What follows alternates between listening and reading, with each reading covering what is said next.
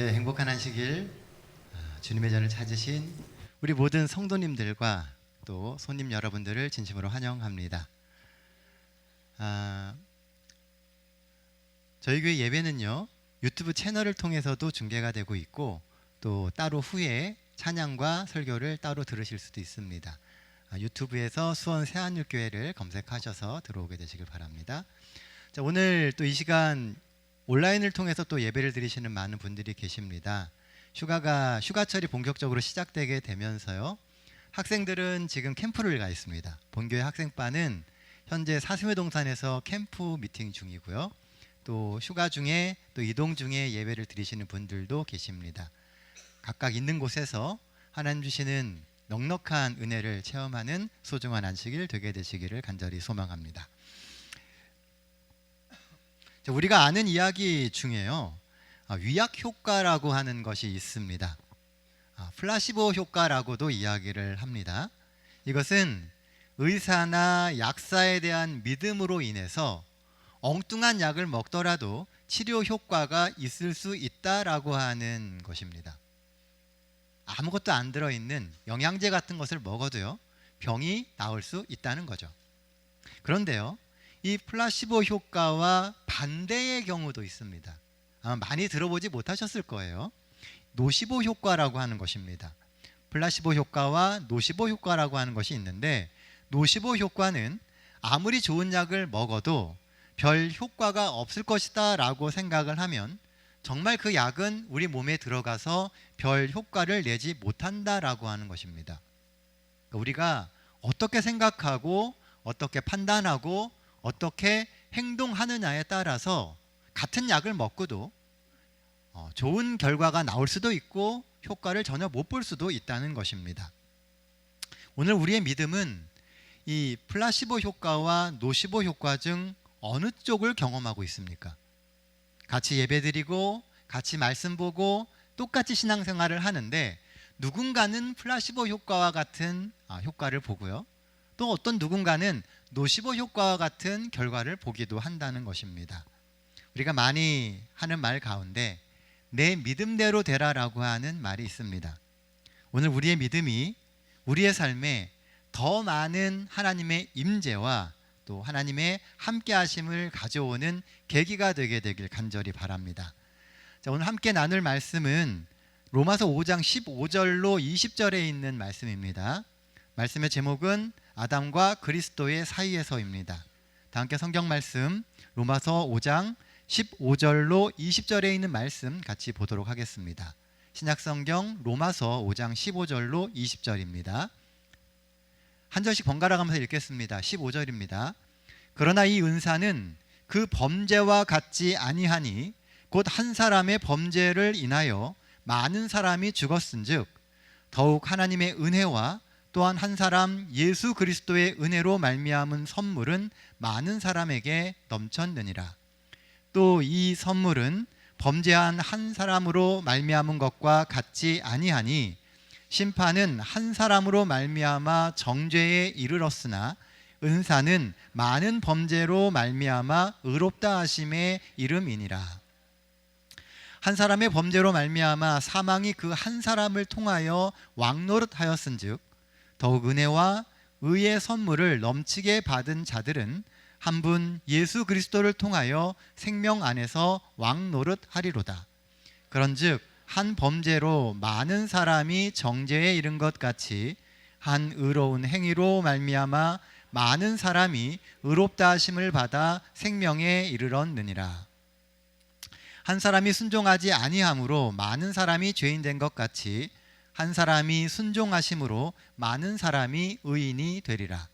율법이 들어온 것은 범죄를 더하게 하려 함이라. 그러나 죄가 더한 곳에 은혜가 더욱 넘쳤나니. 예, 감사합니다.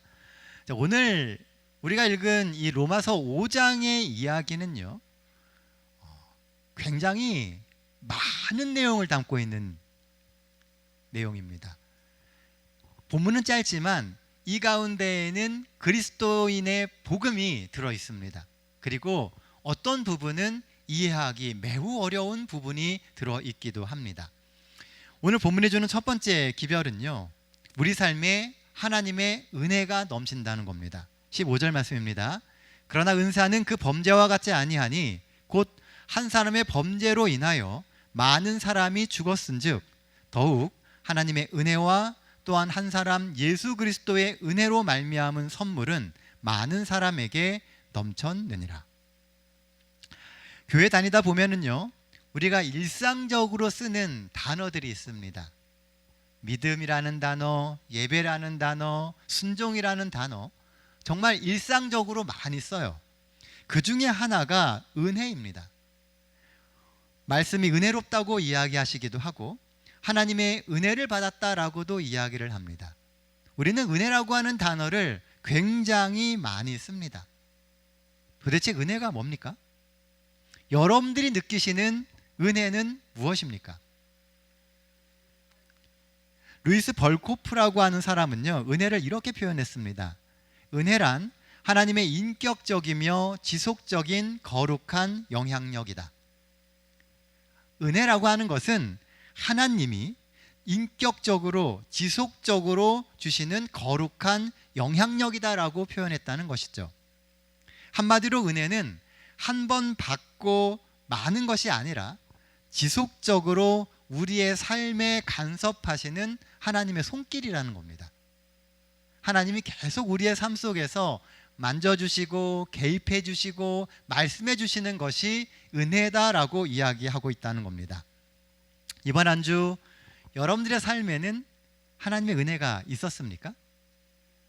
하나님이 여러분들의 삶 속에 들어오셔서 이야기해 주시고 만져주시고 문제를 해결해 주시는 경험을 하셨습니까?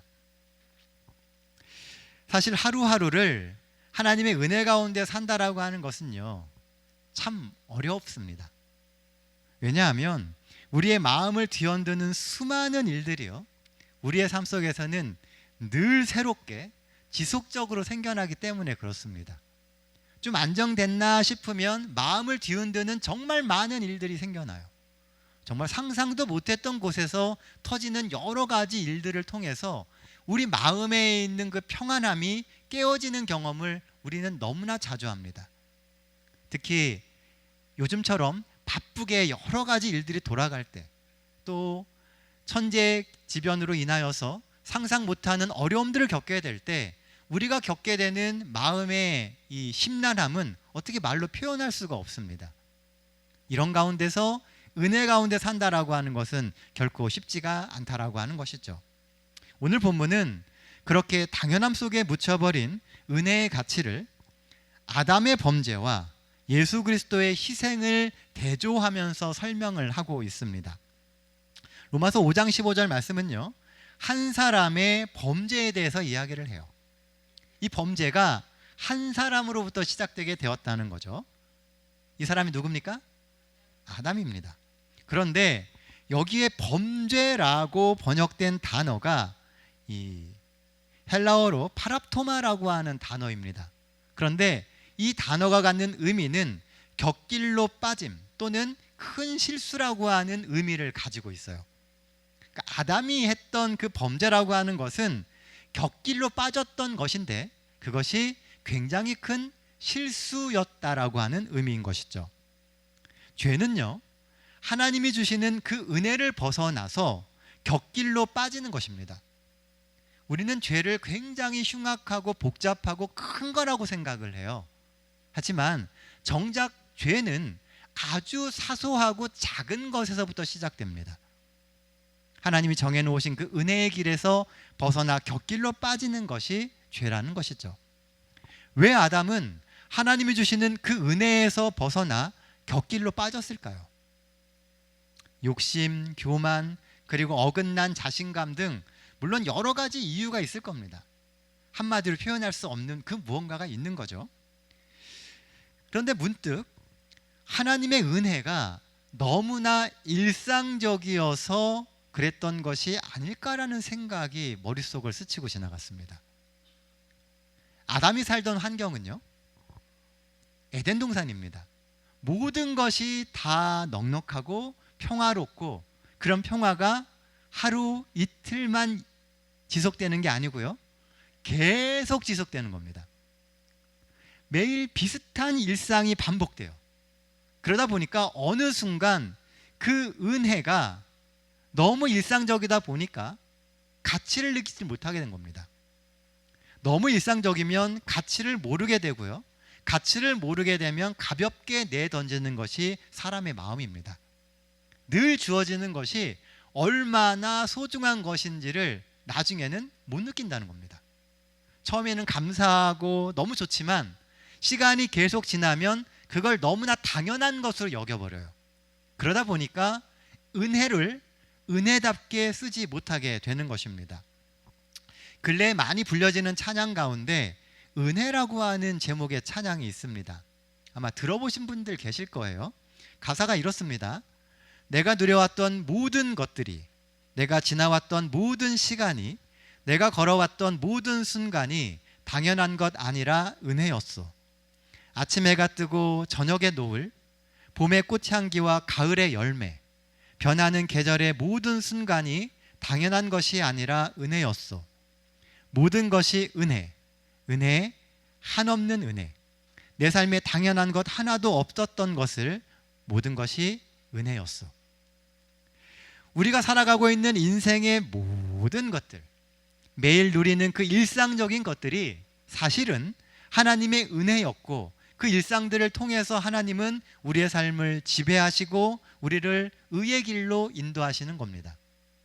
당연해 보이는 그것이 사실은 하나님의 수많은 희생과 은혜 때문에 만들어진 것들이라는 거죠. 혹 우리는 그 일상적임과 당연함에 묻혀 하나님의 은혜를 혹 함부로 여기고 있지는 않습니까? 지난 한 주 하나님이 우리에게 부어주셨던 그 은혜를 너무 당연하게 여기고 쉽게 포기하고 걷어차지는 않았었습니까? 지속적으로 하나님의 거룩한 영향력 안에 살아가야 합니다. 아담은 바로 이 부분에서 실패했던 거예요. 너무 일상적이니까 그것의 가치를 잃어버리게 되었던 것이죠. 오늘 본문은 아담의 그 범죄로 인하여 많은 사람들이 죽었다라고 이야기합니다. 아담은 단순히 그 일상적인 은혜에서 벗어나 곁길로 간 것이지만 그 죄의 파급력은 6,000년이 지난 지금까지도 영향을 미칩니다. 시작은 아주 작은 벗어남이었지만 결과는 아주 오랫동안 지속되게 된다는 겁니다. 그래서 대책이 필요했습니다. 모든 것을 바로잡는 더 강력한 은혜가 필요했습니다. 그게 바로 예수 그리스도의 십자가입니다. 바울에게 하나님의 은혜는 사랑이 가득한 구원의 능력이었어요. 다메섹의 경험이 있기 전까지 엇나가고 왜곡된 신앙을 했던 바울에게 자신을 찾아와 어긋난 삶을 바로잡아 주시는 하나님의 은혜는 말로 표현할 수 없는 감격 그 자체였습니다. 그런데요, 하나님을 알아가면 알아갈수록 그 은혜가 너무 큼을 깨닫게 되는 겁니다. 예전에는 그 은혜가 요만큼이라고 생각을 했는데 하나님을 알아가고 하나님께 다가가면 다가갈수록 그 은혜가 얼마나 무한한 것인지를 깨닫게 되었다는 것이죠. 하나님을 알아가면서 바울은 결국 그것을 많은 사람에게 은혜가 넘쳤다라고 표현을 한 것입니다. 은혜가 커지는 것이 넘쳤다라고 표현을 한 것이죠. 실제로 넘쳤다로 번역된 단어는요, 꿰뚫고 또는 관통하여 라고 하는 의미가 있는 단어입니다. 즉 그리스도의 은혜가 각 사람의 모든 삶을 관통하여 죄악의 흔적을 씻어버리고 거듭나게 할 수 있다는 의미입니다. 구원은 이 땅의 모든 사람들에게 제공되었어요. 하지만 그 구원의 선물은 믿음으로 받아들이기 전에는 그 어떤 효력이 없습니다. 또한 그렇다고 모든 사람이 믿기로 선택하는 것도 아닙니다. 모든 사람이 구원받도록 충분한 대책이 마련되었지만 역사를 보면 비교적 소수의 사람만이 그 은혜를 받아들였습니다. 오늘 이곳에 앉아 계신 여러분들은 그 은혜를 받아들이신 분들이에요. 그러나 많은 사람들이 그 은혜를 받아들이지 않고 있다는 겁니다. 왜냐하면 아담 이후로 인류는 우리 삶에 쌓여온 그 죄의 영향력에서 벗어날 의지를 잃어버렸기 때문에 그렇습니다. 죄를 이기고 죄를 극복하려고 하는 의지가 없다는 거예요. 오늘 우리의 삶에 하나님의 은혜가 흘러 넘쳐야 합니다. 그러기 위해서는 의지를 가지고 하나님의 개입하심과 인도하심을 받아들이려고 해야 합니다. 바로 의지가 중요해요. 우리의 삶의 유일한 구주가 되시며 지금 우리의 삶을 송두리째 바꿔주실 수 있는 그 예수님을 믿고 의지하며 사시겠습니까? 오늘 여러분들이 그런 의지를 갖는 게 중요해요. 말씀을 듣고 한 귀로 흘려버리면 안 됩니다. 여러분들의 마음 가운데 드는 그 생각과 결심들을 그냥 놓쳐버리면 안 돼요. 우리의 마음에 하나님이 감동을 주실 때 우리는 결심하고 삶을 돌이키는 그런 의지를 보여야 한다는 겁니다. 우리 모두가 그렇게 주님의 은혜 가운데서 변화된 삶을 살게 되기를 간절히 바랍니다. 본문이 주는 두 번째 기별은요, 율법으로 더 예민해지라라고 하는 겁니다. 자, 20절 말씀입니다. 율법이 들어온 것은 범죄를 더하게 하려 함이라. 그러나 죄가 더한 곳에 은혜가 더욱 넘쳤나니. 여기 보면요, 의외의 말이 나옵니다. 율법이 들어온 이유가 뭐라고요? 범죄를 더하게 하려고 라고 이야기합니다. 이게 말이 됩니까? 아니, 어떻게 율법이 범죄를 더하게 만듭니까? 하나님은 정말 우리 모두를 죄인으로 만드시려고 율법을 주신 걸까요? 당연히 아니겠죠. 그러니까 율법을 바라보는 시각이 뭔가 바뀌어야 된다는 거예요. 하나님은 이 율법을 주시면서 우리가 죄인이 되게 만들려고 주신 게 아닙니다. 그런데 성경은 뭐라고 얘기해요? 율법이 들어온 것은 범죄를 더하게 하기 위해서라고 이야기하고 있는 겁니다. 율법이 주어지면서 그 전에는요, 죄라고 생각하지 않았던 것들을 비로소 죄로 인식하게 된 겁니다. 그 전에는 그게 죄라고 생각 안 했어요. 그런데 하나님의 율법, 하나님의 말씀을 통해서 보니까 아, 이게 죄구나 라고 하는 것을 깨닫게 된다는 거죠. 그러다 보니 율법을 아는 순간 죄가 더 많아지게 되는 겁니다. 그전에는 죄가 몇 개밖에 없다고 생각했는데 죄가 너무나 많은 것을 알게 되는 거예요. 왜냐하면 하나님이 주신 말씀에는 무엇이 죄인지 아닌지 정확하게 쓰여 있기 때문에 그런 것입니다. 그래서 죄가 많아지게 된 거예요. 자, 그럼 하나님은 왜 그전에는 몰랐던 죄까지도 알게 만드셨을까요? 우리가 얼마나 많은 죄의 영향력 속에서 사는지를 깨닫게 만들기 위해서입니다. 우리가 살아가고 있는 이 세상은요, 정말 죄가 많아요. 그리고 그 죄들로 인해서 묻어져 있는 인간의 양심과 죄의식이 다시금 예민해지게 만들기 위해서 하나님이 율법을 주신 겁니다. 율법 앞에 서면 인간은 죄를 버릴 것인지 아니면 계속 품고 살 것인지에 대해서 결정해야 됩니다. 하나님의 말씀 앞에 서면 우리가 살고 있는 이 삶이 얼마나 죄된지를 깨달을 수 있어요. 그럼 결정을 해야죠. 계속 그렇게 살 것인지 아니면 그 죄를 버리고 이전과는 다른 삶을 살 것인지 결정을 해야 됩니다. 율법은 아주 냉혹해요. 율법은 정확합니다. 그래서 우리가 그 율법 앞에서 결단을 내려야만 되는 것입니다. 계속 죄를 품고 살기로 결정한다면 하나님은 더 이상 그 어떤 일도 그 사람을 위해서 하실 수가 없습니다. 죄를 버리지 않는 이상 하나님이 우리의 삶 속에서 해주실 수 있는 일이 없어요. 그러나 그 죄를 버리기로 결정한다면 하나님은 비로소 우리의 삶을 바로잡는 그 일을 시작하실 수가 있습니다. 그 역할을 하는 것이 바로 율법입니다. 결국 율법을 보면 볼수록 우리에게는 그리스도가 더욱 절실히 필요함을 깨닫게 됩니다. 왜냐하면요, 율법을 100% 만족시키며 살 수 있는 사람은 세상에 없습니다. 하나님의 말씀대로 100% 살 수 있는 사람이 없어요. 하나님이 그걸 몰라서 율법을 우리에게 주신 게 아닙니다. 율법을 비춰보면 내가 얼마나 죄된지 알게 되고 내가 그 율법을 완전히 지킬 수 없음을 알기 때문에 그리스도가 필요함을 고백할 수밖에 없게 되는 거예요. 우리의 힘으로는 절대로 그 수많은 죄의 영향력에서 벗어날 수 없다라고 하는 것을 깨닫게 됩니다. 그러니 예수를 의지하게 되고 결국 율법은 예수를 통해서 구원을 얻게 만드는 도구가 되는 것입니다.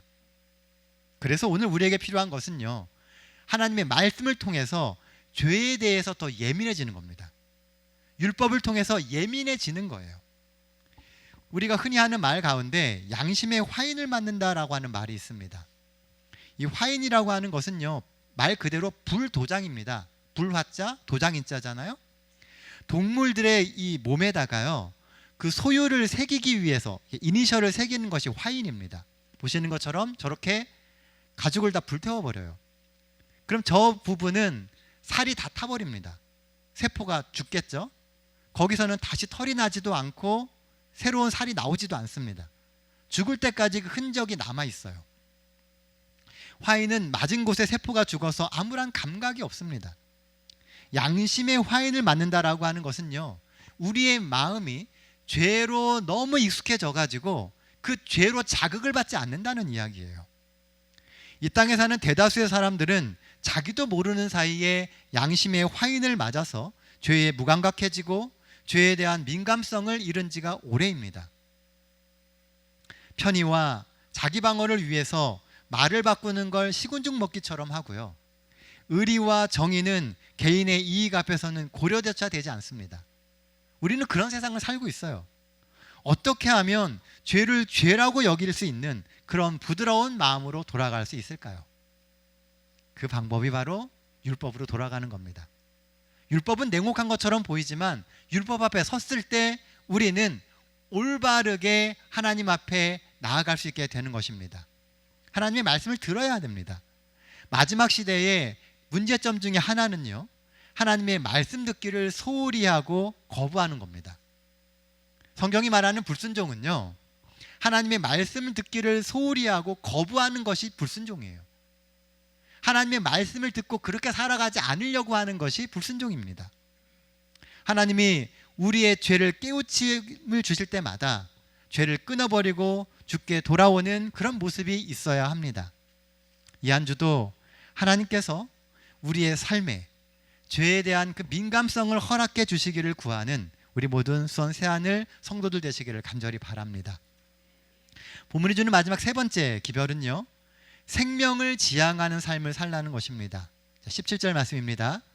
한 사람의 범죄로 말미암아 사망이 그 한 사람을 통하여 왕노릇하였은즉 더욱 은혜와 의의 선물을 넘치게 받은 자들은 한 분 예수 그리스도를 통하여 생명 안에서 왕노릇하리로다.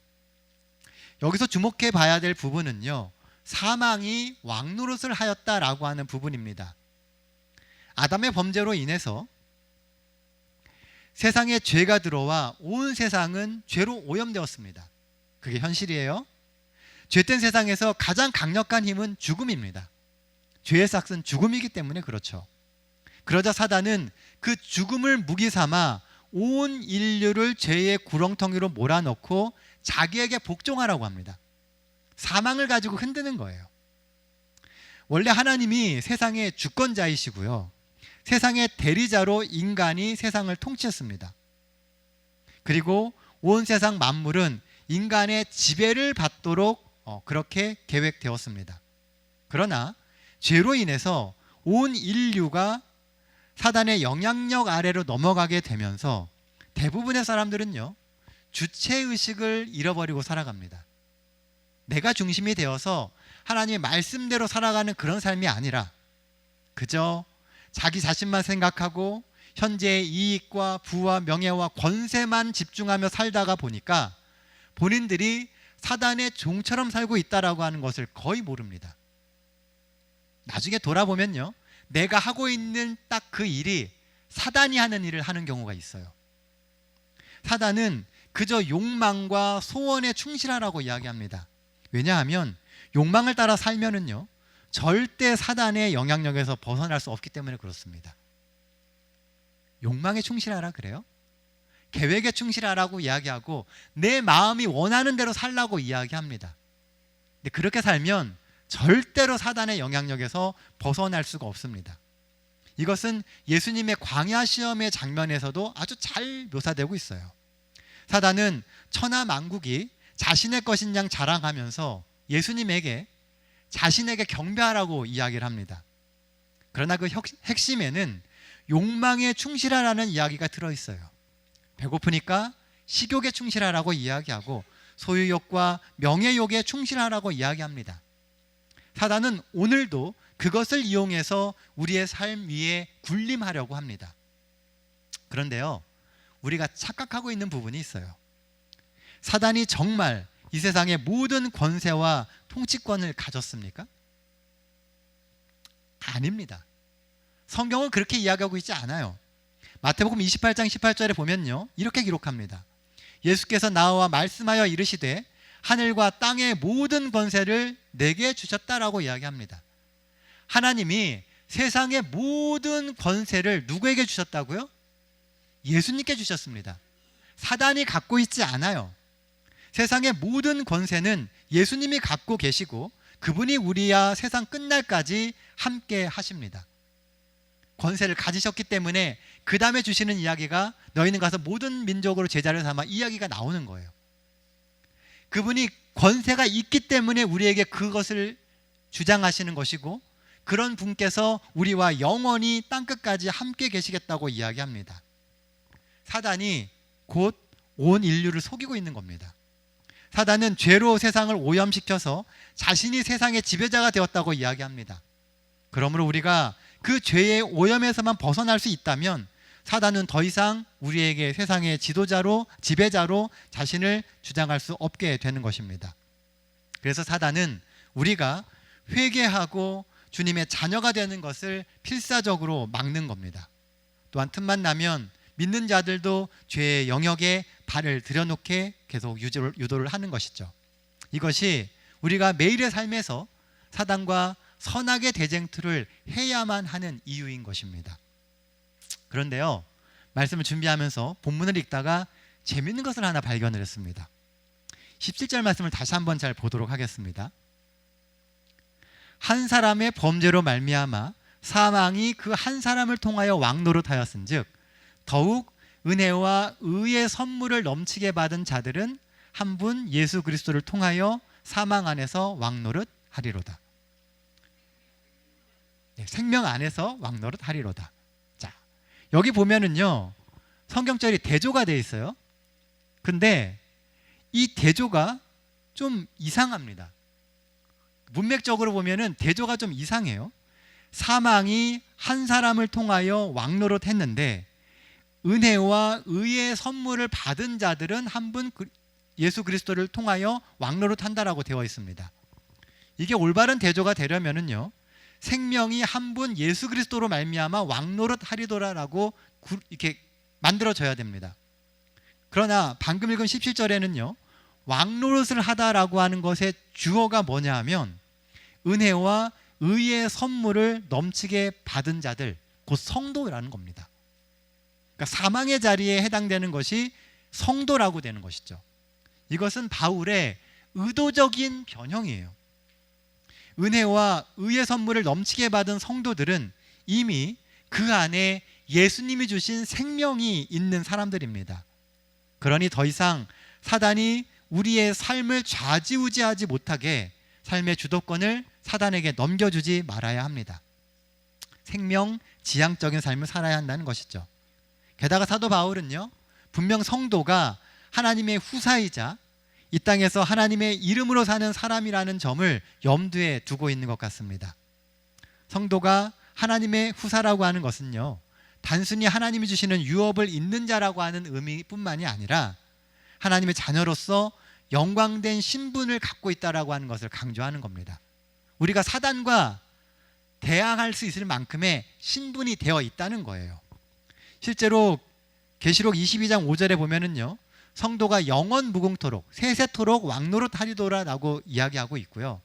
또 베드로는 왕 같은 제사장이 바로 우리다라고 이야기하고 있습니다. 그러므로 왕노릇한다라고 하는 말은요, 죄의 종되었던 인간이 예수 그리스도로 인하여 자유함과 권세를 회복할 것을 의미하는 것입니다. 실제로 성경은 성도가 예수 안에서 왕과 같은 권세를 갖는다라고 이야기를 해요. 우리가 연약해 보이고 늘 세상에서 치이는 것처럼 보이지만 우리에게는 왕과 같은 권세가 있다는 겁니다. 비록 아담의 불순종이 그 후손들에게 범죄하는 삶을 살도록 만들었지만 예수 그리스도의 순종은 믿음으로 연합하여 살아가고 있는 모든 이에게 순종하는 삶을 살 수 있도록 한다는 사실을 기억해야 합니다. 하나님은 오늘 그분의 순결한 의로 우리를 입혀주십니다. 그러니 의로운 사람처럼 사십시오. 죄로 인해서 찌들고 치이는 삶이 아니라 그 죄를 극복하는 삶을 살게 되시기를 바랍니다. 늘 생명을 가진 자처럼 하나님 주시는 거룩한 생명을 누리며 사는 우리가 되어야 하지 않겠습니까? 옛날에요, 이 도도새라고 하는 새가 있었습니다. 인도양의 모리셔스라고 하는 섬에 살았는데요, 이 새는 1681년도에 멸종된 새입니다. 없어요, 지금은. 이 모리셔스 섬에는 이 새를 잡아먹는 맹수가 없었고요, 도도새를 위협할 그 어떤 천적도 없었습니다. 그러다 보니 이 도도새가요, 정말 평안하고 안정된 환경 가운데서 살게 되었어요. 그런데 문제는요, 이 안전한 환경 때문에 도도새는 한순간에 멸종되었습니다. 천적이 없으니까 날 일이 없습니다.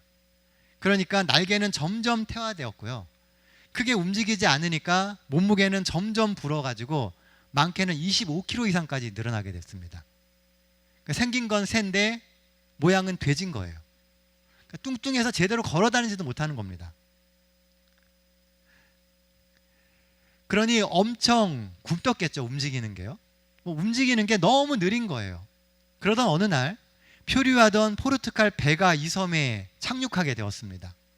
오랜 항해로 굶주렸던 선원들에게 도도새는요, 하늘에서 내려준 만나와 같았습니다. 이 살찐 새들이 잘 움직이지도 못해요. 그러니까 그렇게 한순간에 다 잡아먹어 버렸습니다. 그래서 불과 몇 년 안에 그 도도새가 다 사라져버리게 된 거예요. 하나님이 주시는 말씀이 날개라면은요, 우리의 삶은 날갯짓이라고 할 수 있습니다. 하나님이 우리에게 말씀이라고 하는 날개를 주셨어요. 그런데 그 날개를 그냥 가지고 있으면 아무 능력이 없습니다. 날갯짓을 해야 돼요. 날개가 크면 클수록 날갯짓은 힘들고 고통스럽습니다. 말씀을 많이 알면 그것을 실천하는 것은 정말 어려워요. 그러나 날갯짓을 하면 할수록 더 높이 날아오를 수 있고 그 어느 누구도 가보지 못한 더 높은 하늘에 날아오를 수 있게 됩니다. 하나님이 오늘 우리에게 주시는 그 말씀이 우리로 하여금 더 높은 세상, 더 큰 세상을 보게 만드는 힘이 된다는 것입니다. 말씀은 아는 데서 완성되는 것이 아니라 실천하는 데서 완성됩니다. 그리스도인은 지식이 아니라 삶으로 증명됩니다. 예수를 믿는 믿음도 지식이 아니라 우리의 삶의 실천을 통해서 증명되는 것입니다. 이 한 주도 우리의 삶으로 하나님이 주시는 생명을 누리고 그 생명을 향해 나아가는 삶을 살 수 있기를 간절히 소망합니다. 자, 말씀 정리하도록 하겠습니다. 첫째, 우리의 삶에는 하나님의 은혜가 넘칩니다. 우리 삶 속에 있는 하나님의 인도하심과 통치하심을 받아들이며 삶을 맡기며 사십시오. 예수와 함께하는 삶이 얼마나 놀라운 결과를 거둘지 기대하며 사는 우리 모두가 되기를 바랍니다. 둘째, 우리는 죄에 대해서 지금보다 조금 더 예민해져야 합니다. 죄가 만연한 세상에 살면서 우리의 영적 표준은 정말 많이 내려가 있습니다. 하나님께서 율법을 주신 이유는 죄가 죄됨을 더욱 절실히 느끼고 예수 그리스도께 더욱 의지하게 만들기 위해서입니다. 죄에 대해 예민한 성도가 결국은 더욱 성화된 삶을 살 수 있습니다. 세상이 다 그렇게 산다고 우리도 그렇게 살면 안 되는 거예요. 우리의 삶이 죄의 유혹을 이기고 나날이 예수를 더욱 많이 닮는 삶이 되기를 간절히 바랍니다. 본문이 주는 마지막 세 번째 기별은 생명을 지향하는 삶을 살라라고 하는 것입니다. 물론 말씀대로 사는 것은 결코 쉬운 삶이 아닙니다. 하나님이 주시는 그 말씀들이 우리에게 도전을 주지만 그렇게 사는 것은 정말 힘듭니다. 그러니 그 말씀이 비록 우리가 이 죄악된 세상에 살지라도 하늘을 맛보며 더욱 성장하는 계기가 되게 만들어야 합니다. 우리의 삶에 하나님이 주시는 자유함과 영적 생명이 더욱 살아날 수 있도록 다가오는 한 주도 영적인 선택을 하며 살아가시는 우리 모든 성도님들 되게 되시기를 간절히 바랍니다. 이제 본격적인 휴가철이 시작됩니다. 심신에 지친 우리의 삶에 휴가가 필요하듯이 영적으로 지친 우리의 삶을 하나님이 주시는 말씀으로 새롭게 해야 되지 않겠습니까? 여유가 있고 시간이 있고 또 우리에게 기회가 있을 때에 하나님이 주시는 은혜로서 우리의 삶을 채워가는 하루하루가 되기를 간절히 바랍니다.